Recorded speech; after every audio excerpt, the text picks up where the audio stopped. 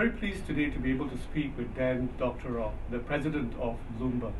Thank you very much for speaking with us today. You are in the information business at a time when there's a lot happening, pushing the frontiers of the industry.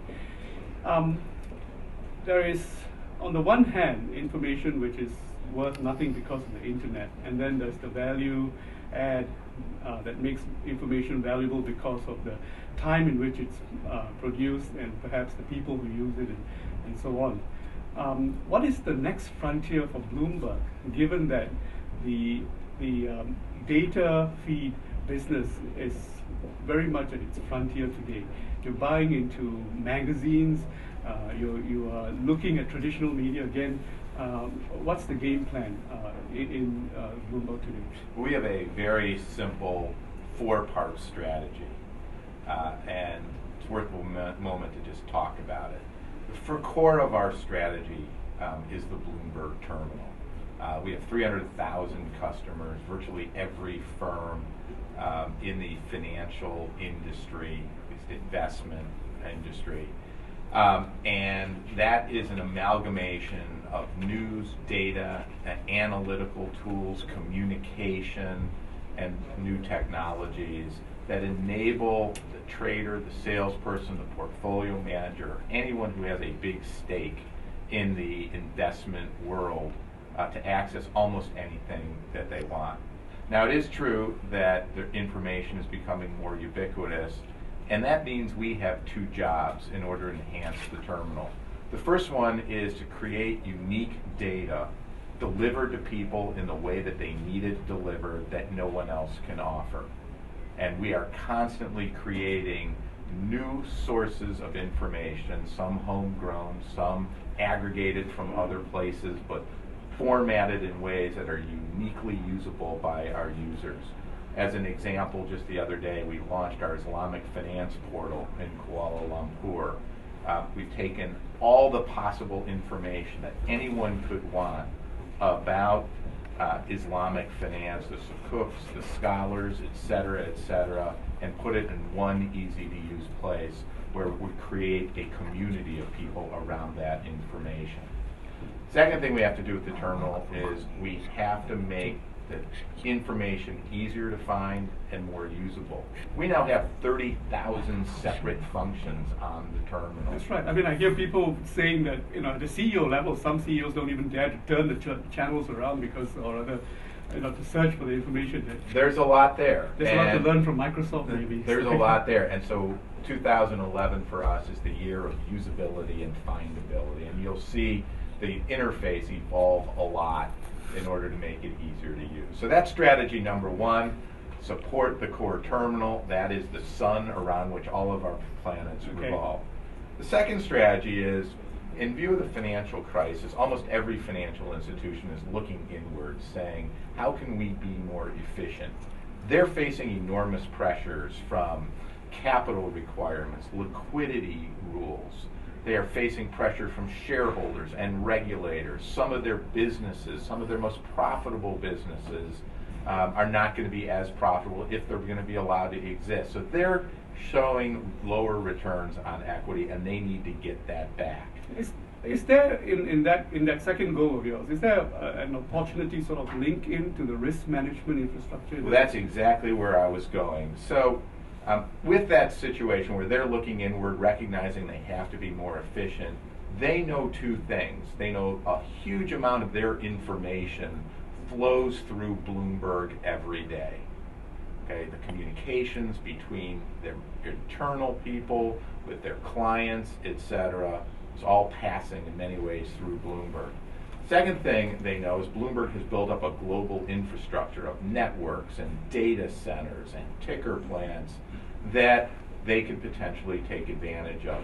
So they're turning to us saying, what can we do with you, Bloomberg, in order to leverage the investment we already have to operate more efficiently, to see consistent data, to eliminate wasteful processes, and to encourage more straight-through processing, all designed to save money. Okay. And today, post the financial crisis, liquidity management, internalizing the liquidity information to the marketplace is a very That's important one component, but the big part of it is maximizing the efficiency of the information Okay, flow. that's the second goal. So And then- we are designing a whole series of enterprise products that help them to achieve that. The third thing that we're trying to do is we are really good at taking lots of information from many places, bringing it into Bloomberg, standardizing it, cleansing it, building beautiful analytics around it that help our clients understand that data, and then giving them a way of tool sets to display it. We've never done that outside the investment industry before. We're now starting to do it in the legal industry, the government industry, in the clean energy and carbon industries, and we think there are many more opportunities. The final strategy is news. We want to be the most influential provider of business and financial news. Now, we don't do that just to have a hollow title. For us, everything at the company is interrelated, and news for us serves an incredibly important purpose. Our customers, more than anything, want market-moving exclusive content. Our news organization provides that. To what extent is all of that information juxtaposed to the development of the marketplace post-crisis? I think there's a desire by regulators to want to see more OTC information come online, and then in the Asia-Pacific region, there's a lot more depth being increased into the marketplace, not just in the bond market, but commodities and all of that. So, to what extent do you follow the market, or are you creating a realm that is just beyond the marketplace? I think what we do in general is bring transparency to markets by providing unique information that gives people more confidence to invest. And by the way, the more confidence people have to invest, the greater the capital flows, and we view that as a good, actually, for society in general. So I wouldn't say we lead markets. In fact, I think we lubricate markets. We make them more efficient over time. The case in point, again, is the Islamic finance market. Now, by having nearly all information you would need to analyze a sukuk, that makes the sukuk easier to trade, easier to understand, and that will enhance the market itself. But it's the market makers, ultimately, who are making the market. And in building this massive goals, this set of massive goals, there is a core element from where you continue to make money, and there is a peripheral element where you're seen as being an investor in a way. How long will that investment process last? What is your patience level to see all of it come together and all the moving parts making money together? Everything we look at, we expect will make money. We are patient. We have the extreme luck of being a private company with one person who getting data on your business has been difficult, but anyway, go on. It will always be difficult. We'll tell you these sales figures, but beyond that, nothing else. But we are very lucky to have one owner who believes in creating value over the long term. And as long as we make the case that the investments we're making are wise and will pay off with a reasonable to very good return, then we're going to pursue them. But they all do have to fit together. And there's actually two criteria that we ensure we have in place before we undertake any investment beyond the Bloomberg terminal. The first is that investment or other opportunity has to take from the terminal in terms of the capabilities we've built up over the years to make the terminal successful. The news, the data, the analytical tools, the technology, the relationships, the communication, to create a competitive advantage in that other product or service.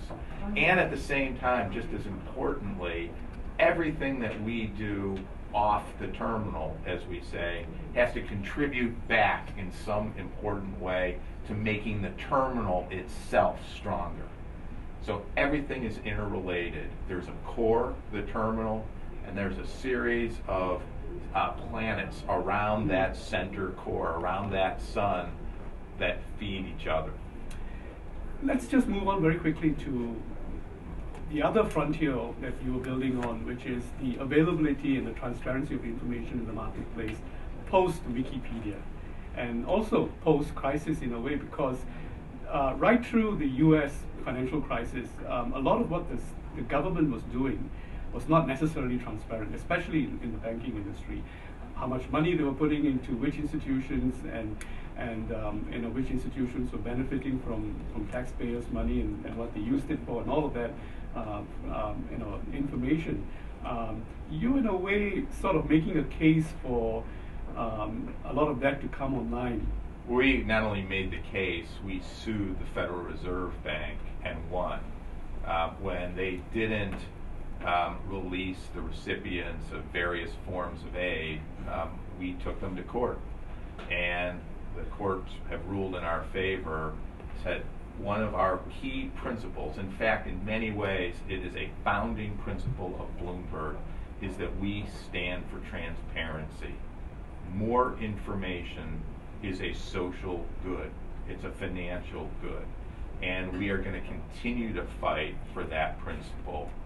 What is your sense of what Wikipedia is doing to, sorry, not Wikipedia, but WikiLeaks is doing to the marketplace? I don't think it's had a big effect on the marketplace yet. Certainly there are threats out there that they're going to reveal information, secret information from within financial institutions.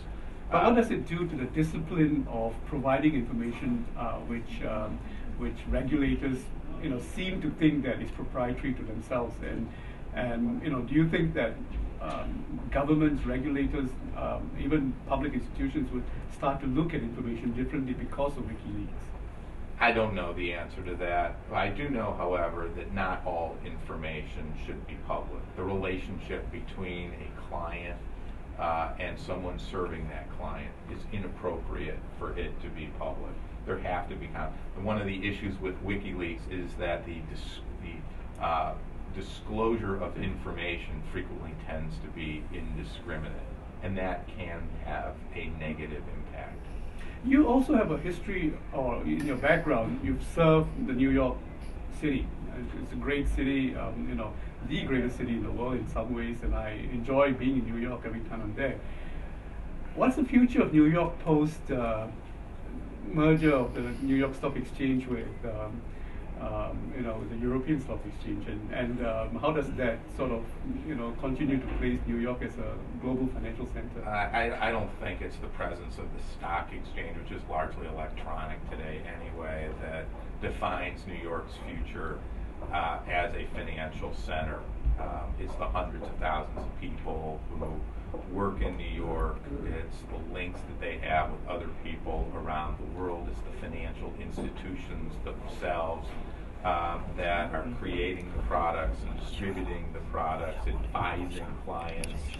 It's funny, when I became deputy mayor, one of the first decisions I and Mayor Bloomberg made was to terminate an agreement that the state of New York and city of New York had already made with the New York Stock Exchange to subsidize them to the tune of $1 billion to build a new lavish headquarters building across the street from their existing location. We killed it because we thought that the future of the New York Stock Exchange was not in bricks and mortar. It's very clear now that that would have been a wasted $1 billion. New York's position as a financial center hasn't fundamentally changed since the New York Stock Exchange began going electronic, and I don't expect that's going to change. What will affect New York's position as a financial center is its market share inevitably is going to go down as global centers in the emerging markets rise with the rise of those markets as financial centers themselves. And actually, what do you think is driving this desire of the exchanges to sort of merge with each other across huge, borders and differences around the world? Is it something to do with the fact that the leaders of some of these exchanges know each other well, and and or is it a fundamental trend that's been waiting to happen? Oh, I think it's a fundamental trend that is driven by the nature of capital markets globally. Essentially, what you've got going on worldwide is financial markets becoming more complex, becoming more interlocked. You have various asset classes being hedged against each other in new ways. And so if you look at the New York Stock Exchange, for example, and Deutsche Börse, New York Stock Exchange is great in equities, Deutsche Börse is great in derivatives. Those two things relate far more to one another today than they did even a couple of years ago. It's all about the globalization and the increased complexity and interrelationships between asset classes, and those are trends that are not stopping, and the exchanges have to respond to them. So what are some of the natural synergies that you think need to find each other, or rather will be finding each other in the next 2 to 3 years between different marketplaces? You've got different asset classes. You've got the bond market, the equities market. South America is very much When we look at our customers, what we see overwhelmingly is a trend toward greater relationships between nearly all asset classes: bonds and equities, convertibles and bonds, foreign exchange and equities, foreign exchange and bonds, commodities and equities, derivatives against all of them. That's what's really going on, and that's in large part what's driving some of this merger and acquisition activity. And of course, it's occurring all across borders. And just coming back to your role as deputy mayor of New York City at one point,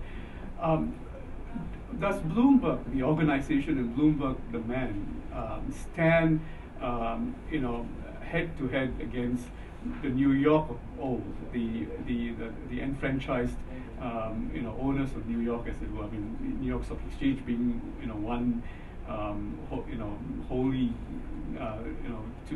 set that it should not I don't be think there changed. ever was a New York of old. I think that's a romantic notion that was never true. One of the beauties of New York, one of the things I love about New York, is that it is always changing. It's always evolving. At different times, there are people who are up and people who are down. There are new people coming in who make their mark on the city. You never ever should assume that New York stands still. And coming back to your business and the complexity that you were describing to me in terms of what you want to achieve, is there always a risk of it unraveling? Unraveling for a number of different reasons. One is the discipline of the marketplace. Data is king today, but tomorrow we don't know. There's also the ambitions of Michael Bloomberg himself, and there is sort of the rumor that he might plug into the business to fund his ambitions in politics, for example. In terms of Mike Bloomberg, he loves the company. He wants to see it grow. I don't believe, and he has said very explicitly, that he has no further political ambitions, so I don't see that as a risk at all. He wants to see the company thrive and succeed. In terms of the future of Bloomberg as a data provider, every indication we see is that data is more and more necessary. The world is growing more complex. People need help figuring that out. Our job is to provide them with the information and the tools to make sense of an increasingly complex world. That's what we do, and that's why we have to provide deeper information all the time. It's why we have to make that information easier to find. But people need that, and they need to make sure that that information is credible. There's a lot of information out there. We all know that. We're overloaded with information from sources that we don't necessarily know or trust. When you're making decisions, big decisions, involving a lot of money, you need to turn to credible sources of information. And that is why we take such great care to make sure our information is credible and trustworthy. Do you always need to be headquartered in New York? Is that also a holy grail that cannot be messed about with?